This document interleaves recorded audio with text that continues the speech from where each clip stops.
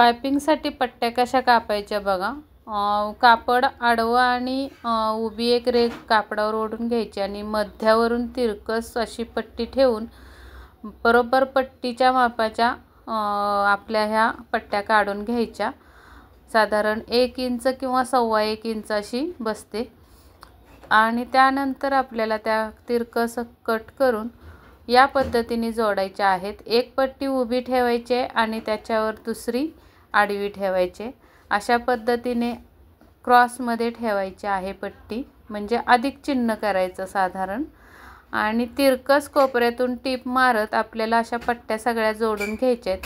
आणि जे extra margin जे असतं पट्टीला ते कट करून टाकायचं आहे अगदी व्यवस्थितमध्ये. जास्त मार्जिन ठेवायचं नाही, कारण मग जास्त जाड होते त्या भागात पायपिंग. म्हणून आपल्याला हे अशा पद्धतीने पट्टी जोडून घ्यायचे. आणि त्यानंतर आपल्याला ब्लाऊजच्या गळ्यावर लावायचे. तर ब्लाऊज मी सुलटा ठेवलेला आहे, त्यावर पट्टी उलटी ठेवायची आहे आणि अर्धा इंच पुढे एक्स्ट्रा सोडायचे आहे गळ्याच्या पुढे. आणि मग आपल्याला हलक्या हाताने खेचत खेचत अशा पद्धतीने जोडायचे आहे. आणि जिथे जिथे जॉईन आलेले आहेत तिथं दोन्ही साईडला ते पदर टाकून आपल्याला नख ओढून घ्यायचं आहे त्या जॉईनवर.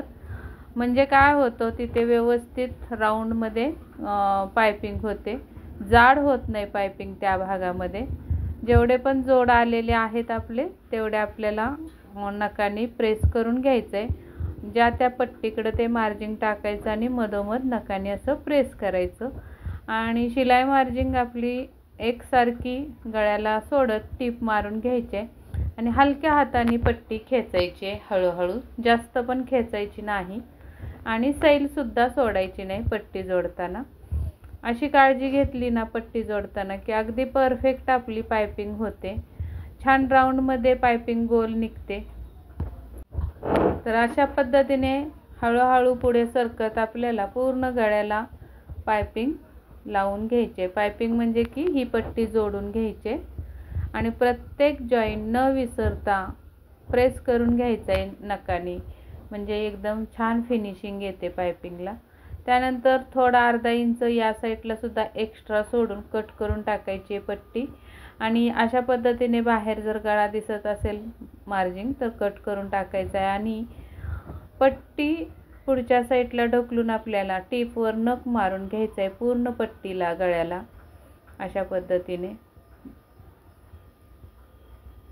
त्यानंतर पुढचा फोल्ड आतमध्ये फोल्ड करून बाहेरची साईडसुद्धा आतमध्ये फोल्ड करून अर्ध्या इंचाची पट्टी तयार करायची आपल्याला. आणि टीप मारून घ्यायचे कडेनी.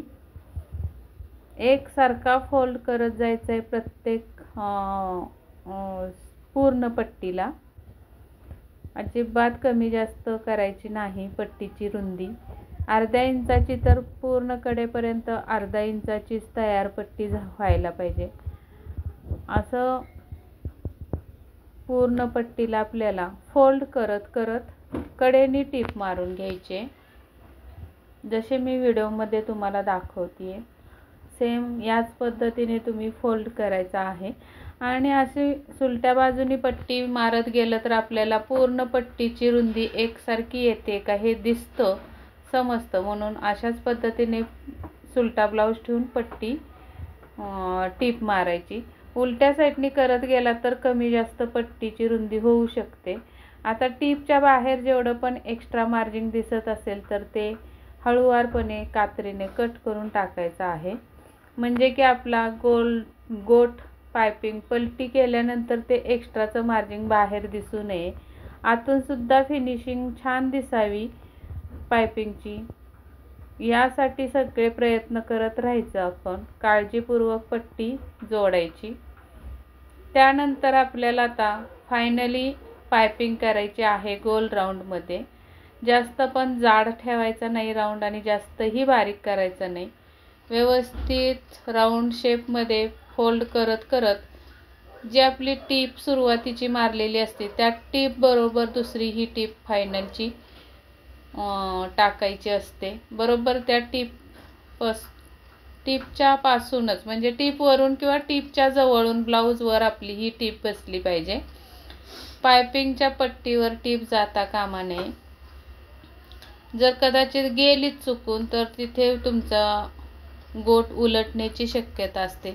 आता ही शेवटची जी टीप मारतोय आपण तेव्हा अजिबात ब्लाऊज खेचायचा नाही किंवा पट्टीसुद्धा कुठेही खेचायची नाही. अगदी बरोबर मार्जिंगमध्येच एकसारखा गोट घालत यायचा आहे. अशा पद्धतीने आपला हा पूर्ण गोट तयार झालेला आहे. किती छान आणि मस्त परफेक्ट लुक आलेला आहे बघा. आतून सुद्धा एकसारखी पट्टी आहे सगळीकडे.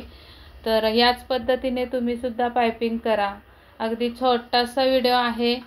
संपूर्ण बघितल्याबद्दल धन्यवाद आणि आवडला तर लाईक करा. नवीन बघत असाल तर चॅनेलला सबस्क्राईब करा. या पुढचा व्हिडिओ आपला याच ब्लाऊजची परफेक्ट फिटिंग कशी केली तो असणार आहे. तर भेटूयात पुढच्या व्हिडिओमध्ये. तोपर्यंत बाय बाय.